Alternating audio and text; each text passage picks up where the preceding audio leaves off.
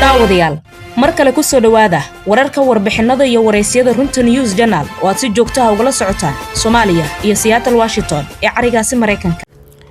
madaxweynaha dowlad goboleedka koonfur galbeed Soomaaliya Cabdicasiis Xasan Maxamed Laftagareen oo ku sugan magaalada Kismaayo ayaa kulan la qaatay madaxweynaha maamulka Jubbaland Axmed Islaam Axmed Madoobe. kulanka labada madaxweyne ee kala hogaaminaya labada maamul goboleed ayaa waxaa looga wada hadlay arrimo kala duwan oo ay ka mid yihiin amniga, siyaasadda, ganacsiga iyo doorashada dalka, gaar ahaan tan golaha shacabka baarlamaanka 11aad. sidoo kale kulanka ayaa waxaa looga arinsaday xoojinta iyo wada shaqeynta ka dhaxaysa maamulada iyo sidii wax loogu qaban lahaa xaaladaha abaaraha ka jira deegaanada koonfur galbeed iyo Jubbaland ee saameynta ku yeelatay kumanaanka qoys.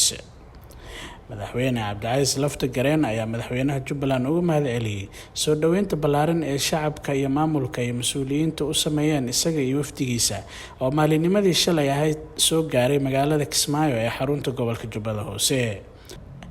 kulanka dhex maray labada madaxweyne Laftagareen iyo Axmed Maxamed Islaam Axmed Madoobe ayaa waxaa ka qayb galay mas'uuliyiin kala duwan oo ka kala tirsan maamulada koonfur galbeed iyo Jubbaland.